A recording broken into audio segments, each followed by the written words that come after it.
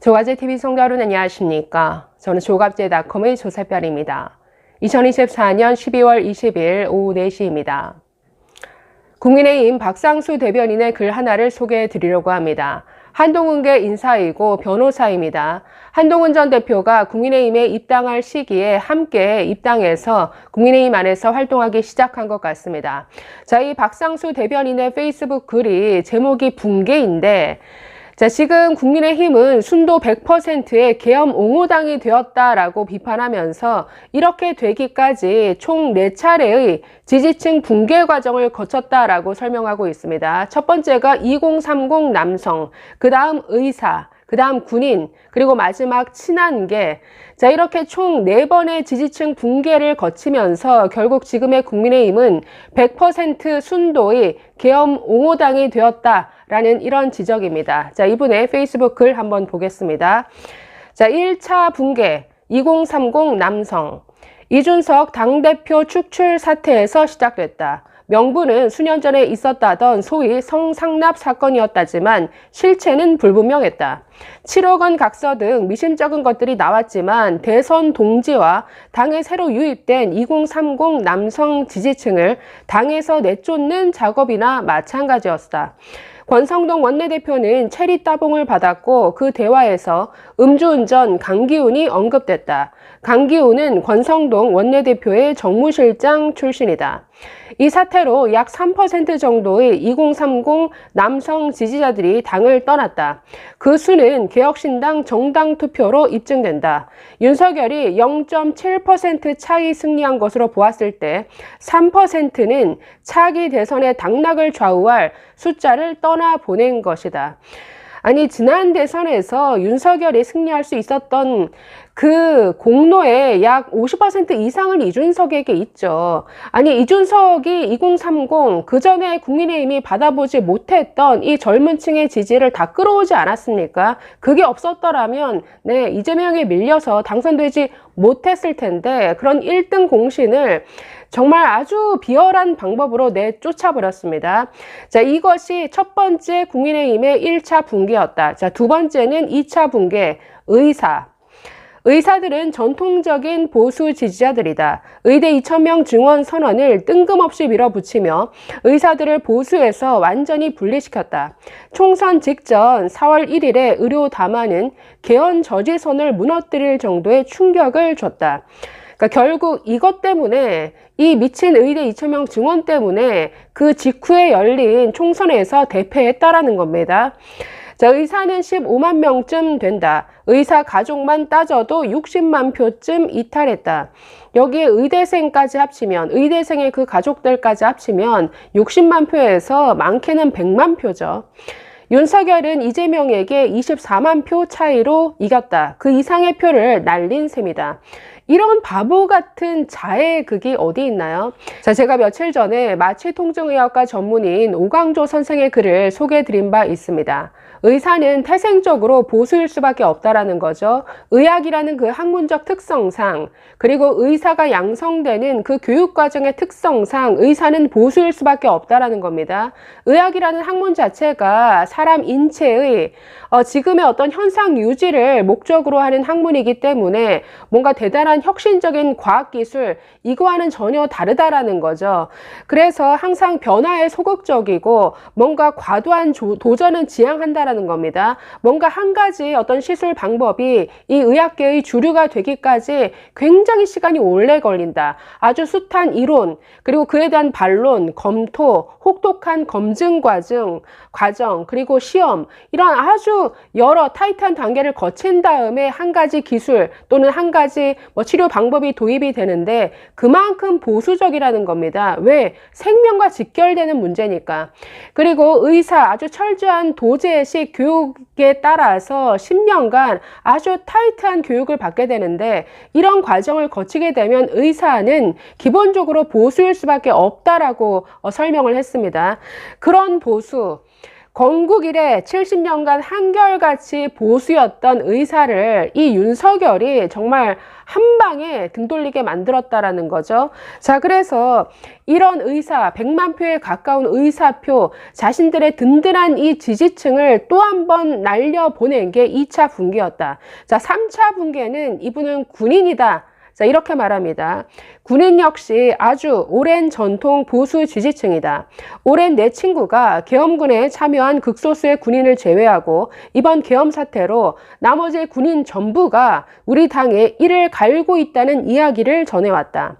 군부 독재의 부정적 이미지를 탈피하고 민주적 군대로 변모하기 위해 수십 년간 해온 노력이 한 번에 물거품이 됐다는 것이다. 특히 미필, 군대도 안 갔다 온 윤석열 대통령이 군을 이용해 권력욕을 채우려 했다는 것에 더욱 큰 분노를 전해왔다. 이번 계엄으로 군은 씻을 수 없는 불명예를 얻었고 충암파를 제외한 나머지 군인들은 윤석열과 충암파 그리고 우리 당에 대해 투표로 복수할 다짐을 하고 있다. 현재 병사를 제외한 직업 군인 수는 14만 명으로 그 가족을 포함하면 60여만 표가 사라졌다. 자, 정말 군인 하면 사실 명예인데 이 반듯한 군인, 그 군 장성들, 장교들을 줄줄이 지금 감옥 보내게 생겼습니다.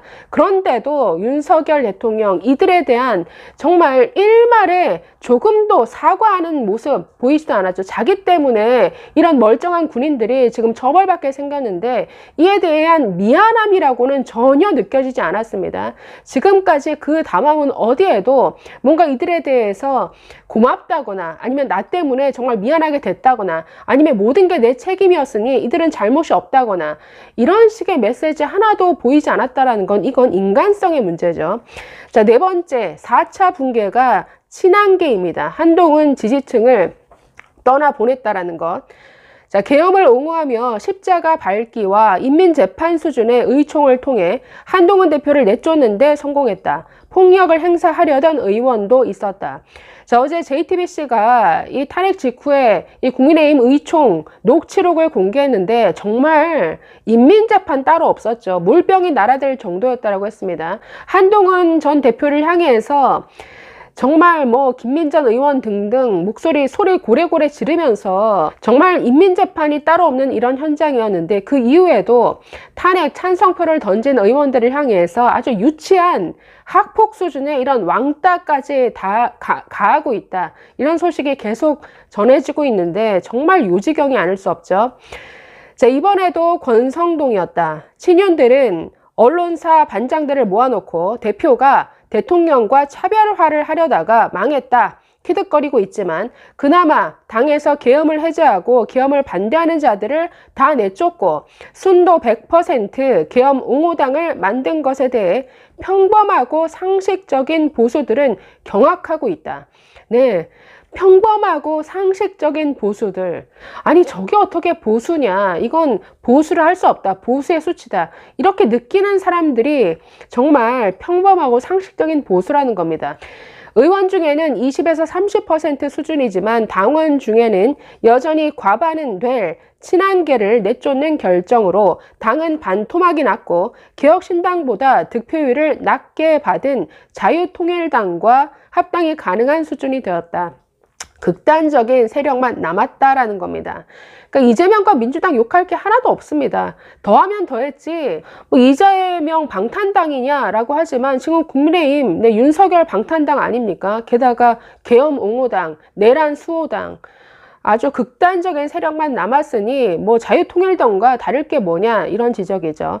계엄 해제파를 모두 내쫓고 당사 3층에서 TV나 보고 있던 자들 중에 오늘 비대위원장을 뽑으면 우리 당은 자통당 수준의 순도 100% 계엄 옹호당으로 거듭나게 된다. 그래서 계엄 옹호당, 부정선거당, 부정선거 음모론당이겠네요. 경상도 토호당, 웰빙 패거리당, 주술당, 그러니까 이런 명칭들이 어울리지 않겠습니까? 자, 그래서 마지막 이분은 결론 이렇게 말하고 있습니다. 보수연합에서 2030 남성, 의사, 군인, 친한계를 축출하고 체리따봉을 받은 권성동을 중심으로 계엄의 밤 당사 3층에서 TV 보던 자들의 당을 만들었다. 홍준표 시장 같은 자를 대선 후보로 내세우면 보수 붕괴의 활용 정점을 찍으며 대선에서 9% 정도 득표할 것으로 보인다. 9%는 장해찬이 수영에서 받은 득표율로 어떤 경우에도 윤석열에 충성하는 수치라 할 수 있다. 계엄하고 탄핵당하고 김건희는 특검받고 명태균은 황금폰을 검찰에 제출하는 수준의 일을 감내하며 다시금 권성동이 체리 따봉 받을 만한 당대표 축출에 성공한 것을 축하한다. 한 가지 조언한다면 9% 국힘과 2% 자유통일당을 더하면 11% 정도 되는 당은 만들 수 있을 것이다. 안타깝게도 그래봐야 선거 비용 회수는 어렵겠지만 말이다. 지금 당장 선거한다면 국민의힘 몇 퍼센트 받을까요? 아직도 글쎄요, 저 광화문에서 부정선거 외치고 윤석열 수호 외치는 저 특정 세력만 바라보는 당이 되어 버린 것 같습니다. 자, 그래서 다 쫓아내고 아주 극단적인 세력만 남은 이 국민의힘, 이들은 더 이상 상식적인 보수가 아니다 라는 지적 같습니다. 감사합니다.